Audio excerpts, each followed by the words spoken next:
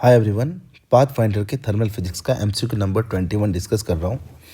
इस क्वेश्चन में हमारे पास एक इंसुलेटेड वेसल दिया हुआ है और इसके अंदर एक पार्टीशन है।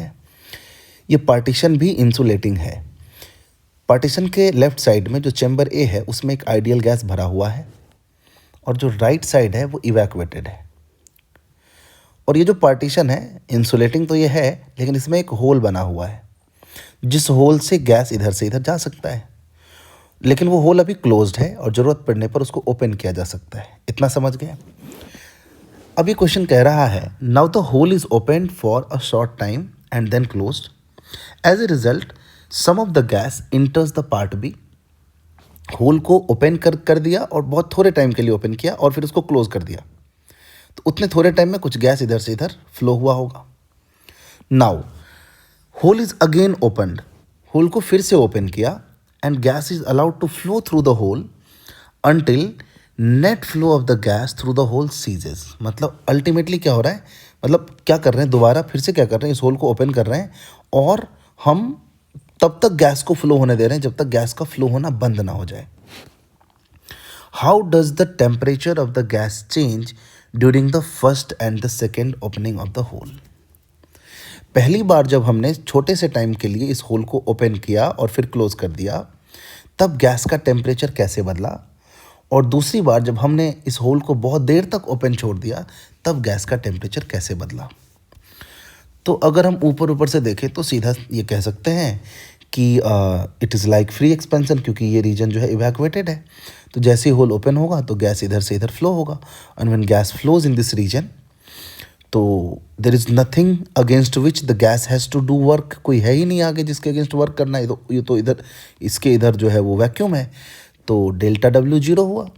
और क्योंकि पूरा सिलेंडर जो है, पूरा जो वेसल है वो इंसुलेटेड है, तो डेल्टा क्यू भी जीरो है, तो डेल्टा यू जीरो, यानी गैस के इंटरनल एनर्जी में कोई चेंज नहीं आया एज ए होल। और ये किसी एक चैम्बर के गैस की बात नहीं कर रहा है, ये as a whole total gas की बात कर रहा है। तो delta U will be 0, so temperature of the gas, average temperature of the gas will be same as the initial temperature before the hole was opened। तो हम बोल सकते हैं temperature will remain same as before during the first opening। अच्छा, इसमें मैं एक कुछ और ऐड ऑन करना चाहता हूँ। वो ये है कि जब इस होल को हम ओपन करेंगे तो क्या होगा कि इधर का कुछ गैस मॉलिक्यूल जो इधर की तरफ जाएगा उसको पुश मिलेगा इधर से गैस मॉलिक्यूल से। वो जो पुश मिलेगा जिसकी वजह से रैंडम काइनेटिक एनर्जी जो उसके थर्मल एनर्जी के लिए रिस्पॉन्सिबल है, उस रैंडम काइनेटिक एनर्जी के अलावा इस पुश के वजह से इधर एक ऑर्डर्ड काइनेटिक एनर्जी आएगा, जिसके वजह से the gas will rush into this chamber. और जैसे आपने होल को क्लोज किया तो वो गैस जब इसके कंटेनर के वॉल से जाके टकराएगा तो जो ऑर्डर्ड काइनेटिक एनर्जी था वो भी रैंडम काइनेटिक एनर्जी में बदल जाएगा। तो इधर का टेम्परेचर, जिस टेम्परेचर पे वो गैस आ रहा था उससे थोड़ा ज़्यादा हो जाना चाहिए, और क्योंकि इधर के गैस ने उसको पुश किया तो as total internal energy is constant, इधर का टेम्परेचर थोड़ा ज़्यादा है, इधर का टेम्परेचर थोड़ा कम होना चाहिए।